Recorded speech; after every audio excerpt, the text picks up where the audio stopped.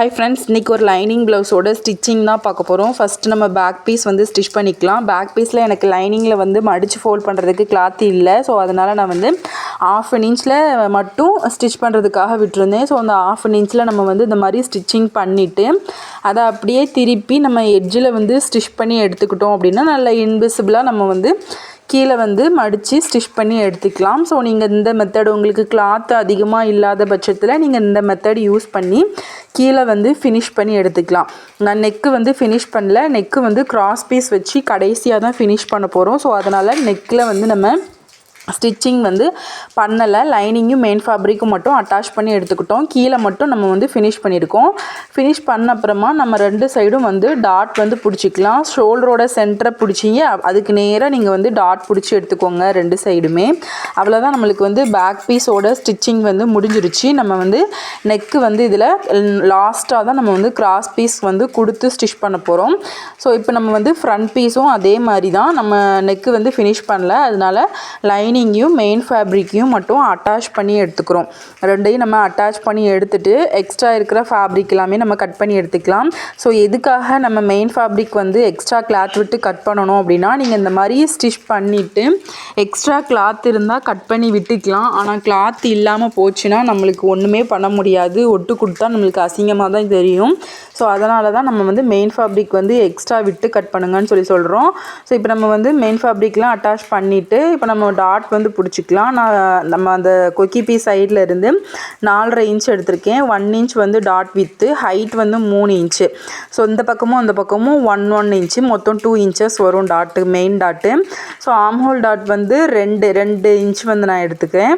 அப்புறம் கொக்கி piece tattoo அதிலேருந்து ஒரு 1/4 இன்ச் மைனஸ் பண்ணி 1.25 இன்ச்சஸ் எடுத்துக்கிறோம். ஸோ இந்த மாதிரி ட்ரையாங்கிள் ஷேப்பில் உங்களுக்கு அந்த டாட்டோட பொசிஷன் வந்து வரணும். ஸோ இந்த மாதிரி ஷேப்பில் இருக்குது அப்படின்னா தான் உங்களுக்கு டாட் வந்து நல்லா பெர்ஃபெக்டாக ஃபினிஷிங் வந்து நல்லா அந்த ரவுண்ட் ஷேப்பில் உங்களுக்கு கிடைக்கும். ஸோ உங்களோட டாட்டும் இந்த ஷேப்பில் இருக்கா அப்படின்னு சொல்லி செக் பண்ணிக்கோங்க. இப்போ நம்ம வந்து எல்லாமே வந்து ஸ்டிச்சிங் வந்து பண்ணி எடுத்துக்கலாம். இப்போ நம்ம மெயின் டாட்டு, அப்புறம் ஆம்ஹோல் டாட்டு, கொக்கி பீஸ் டாட்டு எல்லாமே வந்து ஸ்டிச் பண்ணி எடுத்துக்கலாம். நம்மளோட கொக்கி பீஸ் டாட் வந்து கரெக்டாக சென்டரில் வந்து இருக்கணும். ஸோ நீங்கள் மெயின் டாட்டும் கொக்கி பீஸ் டாட்டுமே வந்து ஸ்டிச் பண்ணி முடிச்சிட்டிங்கன்னா ஆம்ஹோல் டாட் விசிபிளாக தானாகவே தெரியும். ஸோ நீங்கள் அதை அப்படியே எடுத்து டாட் வந்து பிடிச்சி எடுத்துக்கலாம். இப்போ நம்ம பாருங்கள், நல்லா பக்காவாகவே வந்து டாட் வந்து பிடிச்சி எடுத்தாச்சு. நெக்ஸ்ட்டு பட்டி வந்து ஜாயின் பண்ணிக்கணும். பட்டியில் வந்து மொத்தம் 3 கிளாத் இருக்கணும். ஸோ நான் லைனிங் ஃபேப்ரிக் 2 எடுத்துக்கிறேன், மெயின் ஃபேப்ரிக் வந்து 1 எடுத்துக்கிறேன். ஸோ நீங்களும் இந்த மாதிரி 3 ஃபேப்ரிக் வந்து எடுத்துக்கோங்க. 3 ஃபேப்ரிக் வந்து நம்ம யூஸ் பண்ணும்போது தான் அந்த பட்டியோட ஸ்டிஃப்னஸ் வந்து நம்மளுக்கு நல்லா இருக்கும். ஸோ அதனால் 3 ஃபேப்ரிக் வந்து நம்ம எடுத்துக்கிறோம். ஸோ நம்ம இப்போ வந்து பட்டி வந்து இந்த மெத்தடில் வந்து ஸ்டிச் பண்ணுறோம். ஸோ உங்களுக்கு ரொம்பவே ஈஸியான மெத்தட், நீங்களும் இந்த மெத்தடில் வந்து ஸ்டிச் பண்ணிக்கோங்க. இப்போ நம்ம வந்து மெயின் ஃபேப்ரிக்கு பக்கமாக மெயின் ஃபேப்ரிக் பட்டியோட பீஸ் வச்சுருக்கோம், கீழே வந்து லைனிங் பீஸ் வச்சுருக்கோம். அதாவது நம்மளுக்கு இன்விசிபிளாக இருக்கும், பிசுறு எதுவுமே தெரியாமல் நீட்டாக வந்து ஃபினிஷ் பண்ணிக்கலாம். ஸோ இப்போ நம்ம வந்து பக்காவாக அந்த நம்ம 1/2 இன்ச் வந்து விட்டுருப்போம் ஸ்டிச் பண்ணுறதுக்கு. ஸோ அந்த அளவு அப்படியே நீங்கள் வந்து ஸ்டிச் பண்ணி எடுத்துட்டு அந்த மாதிரி நாச் கொடுத்து திருப்புங்க. அப்போ தான் உங்களுக்கு அந்த கர்வ் எல்லாமே கரெக்டாக வரும். ஸோ திருப்பிட்டு அந்த எட்ஜஸில் வந்து ஸ்டிச் பண்ணி நம்ம ஒரு படிமான தையல் மாதிரி போட்டு எடுத்துக்கணும். போட்டு எடுத்துட்டோம் அப்படின்னா நம்மளுக்கு அந்த கிளாத் வந்து நல்லா படிஞ்சிரும். மெயின் ஃபேப்ரிக்கோட அந்த மேலே இருக்கிற கிளாத்தோட அந்த பட்டியும் நம்மளுக்கு வந்து நல்லா படிஞ்சு கொடுக்கும். ஸோ இந்த படிமான தையல் போட்டுட்டு எக்ஸ்ட்ரா இருக்கிற ஃபேப்ரிக்லாம் கட் பண்ணிவிட்டு நம்ம லைனிங்கும் மெயின் ஃபேப்ரிக்கும் மிச்சம் ஸ்டிச் பண்ணாமல் இருக்கிறதெல்லாம் நம்ம வந்து இந்த மாதிரி அட்டாச் பண்ணிக்கலாம். லைனிங்கையும் மெயின் ஃபேப்ரிக்கும் அட்டாச் பண்ணிவிட்டு இப்போ நம்ம வந்து கீழே இன்னும் ஃபினிஷ் பண்ணல. பட்டியில் வந்து மேலே இன்விசிபிளாக ஸ்டிச் பண்ணியிருக்கோம், ஆனால் கீழே வந்து இன்னும் ஃபினிஷ் பண்ணல. பாருங்கள், நான் எக்ஸ்ட்ரா இருக்க ஃபேப்ரிக் மட்டும் தான் கட் பண்ணி விட்டுருக்கேன், கீழே இன்னும் ஃபினிஷ் பண்ணல. ஸோ நிறைய பேருக்கு வந்து இந்த மாதிரி ஹைட் டிஃப்ரென்ஸ் ப்ராப்ளம் வரும். பேக் பீஸும் ஃப்ரண்ட் பீஸும் நம்ம வந்து ஜாயின் பண்ணிவிட்டு கடைசியில் சைட் ஜாயின் பண்ணும்போது ஹைட் டிஃப்ரென்ஸ் வரும். ஸோ அந்த மாதிரி டிஃப்ரென்ஸ் உங்களுக்கு வருதுன்னா நீங்கள் இந்த மெத்தட் யூஸ் பண்ணி ஸ்டிச் பண்ணிங்கன்னா உங்களுக்கு வரவே வராது. இப்போ நம்ம வந்து பட்டி பீஸில் கீழே வந்து நம்ம ஸ்டிச் பண்ணல, ஆனால் பேக் பீஸில் வந்து ஃபினிஷ் பண்ணி வச்சுருக்கோம். ஸோ இந்த மாதிரி ஷோல்டர் ஜாயின் பண்ணிவிட்டு எக்ஸ்ட்ரா இருக்கிற பட்டி பீஸை இந்த மாதிரி ஃபோல்ட் பண்ணி ஸ்டிச் பண்ணிங்க அப்படின்னா உங்களுக்கு அந்த ஹைட்டு டிஃப்ரென்ஸ் ப்ராப்ளம் வரவே வராது. ஸோ நீங்கள் இந்த மெத்தட் யூஸ் பண்ணிங்கன்னா அந்த உங்களுக்கு ப்ராப்ளமே இருக்காது. இப்போ நம்ம வந்து அந்த ஹைட்டுக்கு தகுந்தாப்பில் கீழே வந்து பட்டியை வந்து ஃபோல்ட் பண்ணி ஸ்டிச் பண்ணி ஃபினிஷ் பண்ணிட்டோம்.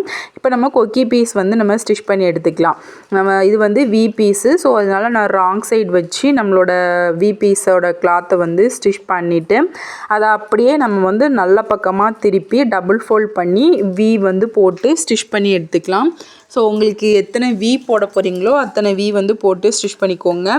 ஒரு வீக்கும் இன்னொரு வீக்கும் அதாவது ஒரு கொக்கிக்கும் இன்னொரு கொக்கிக்கும் இருக்கிற டிஃப்ரென்ஸ் வந்து 1 இன்ச்சிலேருந்து 1.5 இன்ச்சுக்குள்ளே தான் இருக்கணும்.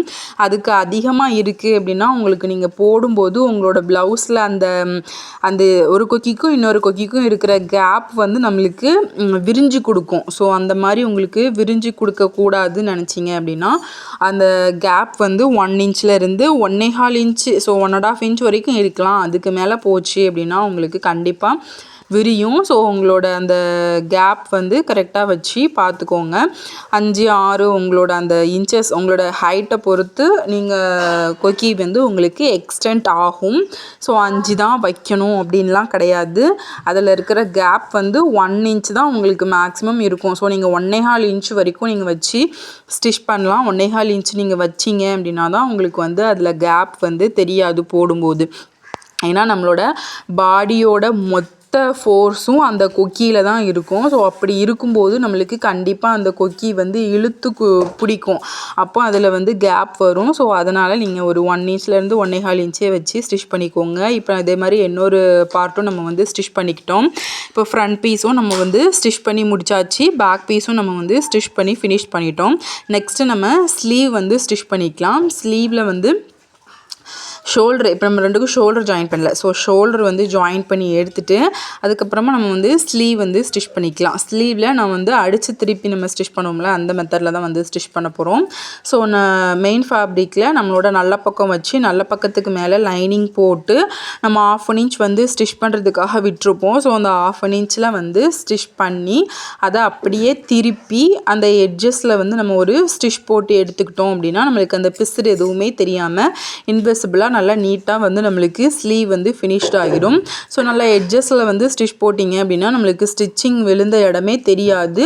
லைனிங்கும் மெயின் ஃபேப்ரிக்கும் நகராமல் நல்லா ஸ்ட்ராங்காக இருக்கும். இப்போ மெயின் ஃபேப்ரிக்கும் லைனிங்கும் நம்ம வந்து அட்டாச் பண்ணி எடுத்துக்கலாம். ஃபுல்லுமே நம்ம வந்து இந்த மாதிரி அட்டாச் பண்ணிக்கலாம். மெயினாக உங்களுக்கு சுருக்கம் வராமல் இருக்கிறதுக்கு உங்களோட கைகளை வச்சு நல்லா அந்த மாதிரி ஷேப் வந்து கொடுத்து ஸ்டிச் பண்ணி எடுத்துக்கோங்க. இப்போ நம்ம வந்து ஸ்லீவ் வந்து அட்டாச் பண்ணிக்கலாம். 2 ஸ்லீவ் நம்ம ரெடி பண்ணியாச்சு. ஸோ ஸ்லீவ் அட்டாச் பண்ணிக்கலாம். ஸ்லீவ் அட்டாச் பண்ணும்போது இந்த மாதிரி சென்டரில் வச்சு அட்டாச் பண்ணுங்கள். உங்களோட ஸ்லீவோட சென்டரும் அந்த ஷோல்டரோட சென்டரும் 2 சென்டரும் ஒரே மாதிரி இருக்கணும். 2யும் சென்டர் வச்சு இந்த மாதிரி உங்களோட ஸ்டிச்சிங்க்கு நீங்கள் என்ன அளவு விட்டுருக்கீங்களோ, ஸ்லீவில் ஸ்டிச்சிங்க்கு என்ன அளவு விட்டிங்களோ அதே மாதிரி ஷோல்டர் பக்கம் ஸ்டிச்சிங்க்கு என்ன அளவு விட்டிங்களோ அந்த அளவில் அப்படியே நீங்கள் ஸ்டிச் பண்ணி எடுத்துகிட்டு வரணும்.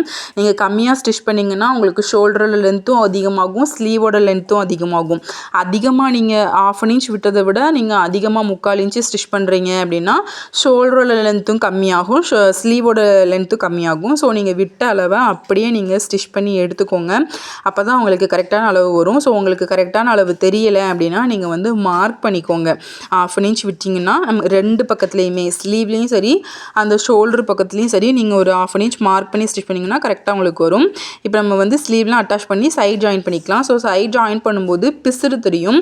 ஸோ அந்த பிசுறு தெரியாமல் ஸ்டிச் பண்ணுறதுக்கு நீங்கள் இந்த மாதிரி நல்ல பக்கம் வச்சு ஒரு எட்ஜில் வந்து, அதாவது அளவுலாம் கிடையாது, இதுக்கு வந்து நீங்கள் எட்ஜஸில் வந்து ஒரு ஸ்டிச் போட்டு எடுத்து அதை திருப்பி அதில் ஒரு படிமான தையல் போட்டுட்டு மறுபடியும் நீங்கள் சைட் ஜாயின் பண்ணிங்க அப்படின்னா உங்களுக்கு சைடில் பிசுறு எதுவுமே தெரியாமல் நல்லா நீட்டாக உங்களுக்கு வந்து ஃபினிஷிங் கிடைக்கும். ஸோ இது வந்து ஓவர்லாக் மிஷின் இல்லாமல் இருக்கிறவங்க வந்து நீங்கள் இந்த மெத்தடில் யூஸ் பண்ணி ஸ்டிச் பண்ணுறீங்க அப்படின்னா உங்களுக்கு நீட்டாக இருக்கும். நம்ம எவ்வளோக்கு எவ்வளோ வெளியில் நம்மளுக்கு ஃபினிஷ்டு நல்லா இருக்கோ அதே மாதிரி உள்ளுக்கையும் ஃபினிஷிங் நல்லா இருந்தால் தான் கஸ்டமருக்கு பார்க்கும்போது நல்ல லுக்கு நல்லாயிருக்கு அப்படின்னு சொல்லி தோணும். ஸோ இப்போ நம்ம வந்து சைடு வந்து ஜாயின் பண்ணிக்கலாம். ஸ்லீவ் மார்க் பண்ணியிருக்கோம். ஆம் ஹோலை நம்ம ஆல்ரெடி மார்க் பண்ணி ஒரு கட்டிங் போட்டிருக்கோம். ஸோ அதை அப்படியே ஸ்டிச் பண்ணிவிட்டு கீழே வந்து பட்டி பீஸ் சைடு நம்ம வந்து அளவு ப்ளவுஸ் வச்சு மார்க் பண்ணி இந்த மாதிரி சைட் ஜாயின் பண்ணிக்கோங்க. சைட் ஜாயின் பண்ணிவிட்டு இப்போ நம்ம எக்ஸ்ட்ரா ஸ்டிச்சிங் வந்து 2-3 ஸ்டிச்சிங் வந்து போட்டு எடுப்போம்ல, அந்த ஸ்டிச்சிங் வந்து போட்டு எடுத்துக்கலாம். ஸோ இதே மாதிரியே நம்ம இன்னொரு சைடும் வந்து சைட் ஜாயின் பண்ணி எடுத்துக்கோங்க. இப்போ நம்ம 2 சைடுமே வந்து சைட்லாம் ஜாயின் பண்ணி ஃபினிஷ் பண்ணியாச்சு. இப்போ நம்ம நெக்கு மட்டும் ஃபினிஷ் பண்ணல. ஸோ கிராஸ் பீஸ் வந்து நான் ரெடி பண்ணி வச்சுருக்கேன். இந்த கிராஸ் பீஸ் வச்சு நம்ம வந்து நெக்கு வந்து ஃபினிஷ் பண்ணிக்கலாம். நான் இது மிஷின் ஸ்டிச் தான் போடுறேன். ஸோ அதனால் கிராஸ் பீஸோட அந்த வித்து வந்து 1 இன்ச்சில் தான் நான் கட் பண்ணியிருக்கேன். ஸோ 1 இன்ச்சில் நீங்கள் கட் பண்ணிங்க அப்படின்னா தான் உங்களுக்கு நல்லா குட்டியாக அந்த மடிக்கும்போது குட்டியாக வரும். கழுத்து பக்கம் எந்த சுருக்கமும் இல்லாமல் நீட்டாக வரும். ஸோ நீங்களும் வந்து மிஷின் ஸ்டிச் போடுறீங்க அப்படின்னா 1 இன்ச் வந்து யூஸ் பண்ணுங்கள். ஸோ நீங்கள் ஹெம்மிங் போடுறீங்க, எனக்கு கிளாத் பத்தலை அப்படிங்கிற பட்சத்தில் மட்டும் நீங்கள் 1.25 இன்ச் வச்சு கட் பண்ணுங்கள். அதிகமாக நம்ம கிளாத் கட் பண்ணுறோம் அப்படின்னா உங்களுக்கு மடித்து ஸ்டிச் பண்ணும்போது அந்த ஹெம்மிங் பண்ணுறதா இருந்தாலும் சரி, மிஷின் ஸ்டிச் போடும்போதாக இருந்தாலும் சரி, அந்த இடத்துல நெக்கு போர்ஷனில் தான் வந்து நம்மளுக்கு சுருக்கம் வரும். ஸோ அதனால் கம்மியான கிளாத் வந்து கொடுத்தே இந்த மாதிரி ஸ்டிச் பண்ணிக்கோங்க. இப்போ நம்ம ஜாயின் பண்ணிவிட்டு இந்த மாதிரி டபுள் ஃபோல்ட் பண்ணி நம்மளோட உள் பக்கம் வந்து ஸ்டிச் போட்டு எடுத்துக்கோங்க.